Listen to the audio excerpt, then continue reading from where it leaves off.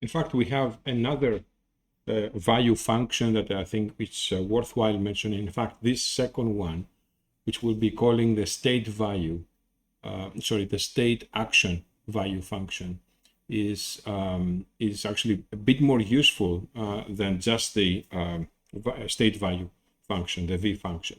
So from now on, I'll be calling these two functions. The previous one we have seen, the state value function, as a v function, and the second one, which we'll introduce now, we will call it the state action value function. And actually, you can see here its form is actually, we'll call it the q function. And similar to the previous one, the v function, it is an expectation.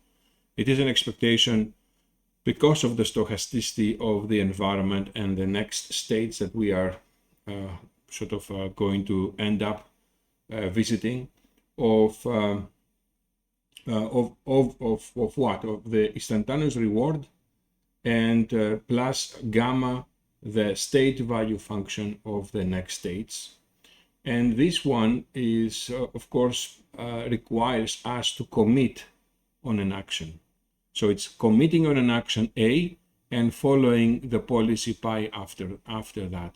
Okay, so this is effectively the reason why we actually have the commitment over here as conditional. So we have condition on A, and also that action was taken while we were on state S.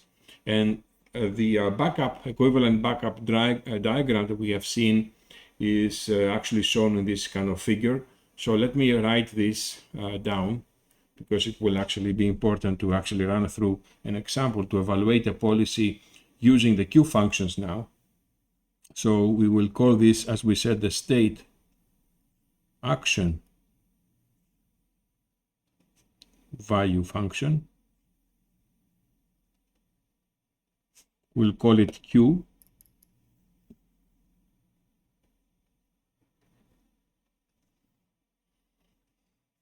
And the expression will be Q pi of S comma A.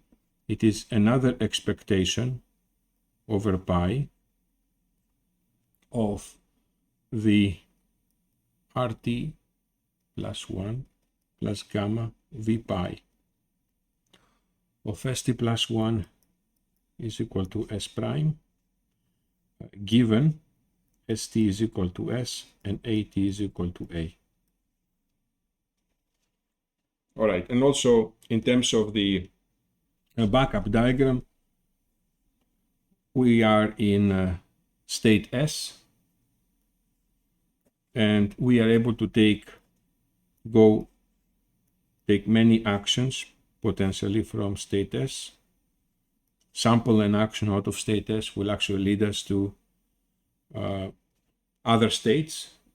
And over here we have, this is where the Q pi of S comma A is located, corresponds to give us the value behind a state action pair. So for each of these actions, obviously we'll have a different different value. And then what we do here is we will take this what value is that we can acquire out of this kind of function. It will actually depend on what future states will be able to go through that kind of action. Nevertheless, there is the VP. So let's say that we take this action. This is where the S prime is. A set of the S prime is associated with whatever state we ended up, if you like, given that kind of function. So this is V pi of S prime. And obviously over here, we have the rewards, which are going to be able to be picked up from the transition to S prime. Okay, so in this setting, this if we had known explicitly the state action, the value function, then we are able to pick up the right action, in other words, to be greedy and pick up the right action, the one that offers the highest possible Q value. And this is the reason why I said earlier that these Q values are a bit more direct and a bit more, I will call it, desired to be obtained as compared to the just the V values. And obviously, to evaluate this Q function, we need to obviously replace the expectation like we have done earlier with for the V function, and that expectation is replaced with summation over S prime and R, the rewards of the MDP dynamics probability distribution, S prime next state reward given S comma A times the reward R plus gamma V pi of S prime. And with that kind of expression in place, we're actually able to also iteratively estimate that Q function in a similar way as we have done in the state value function. Another expression which is actually pretty useful as well is to just observe how we actually can go from Q functions to state to V functions.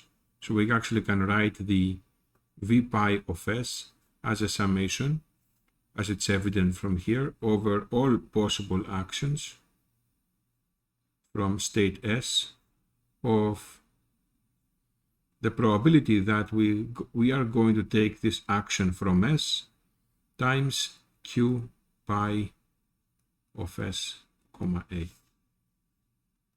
That is definitely another formula that is evident from this kind of a backup diagram that we have also used in the V function definition.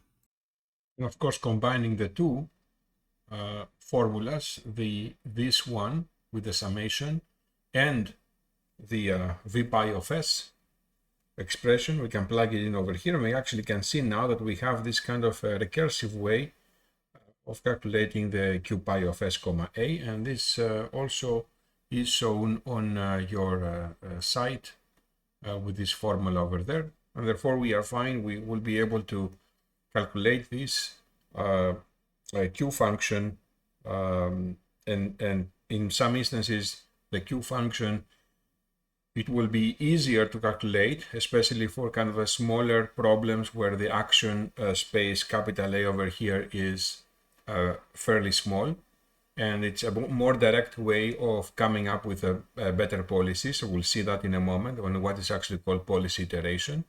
And in some instances, we'll prefer to go back into the V function, and that V function is going to be a bit more easier to compute, especially with because it is a bit more compact representation. It just does not depend on action spaces. It depends on the states.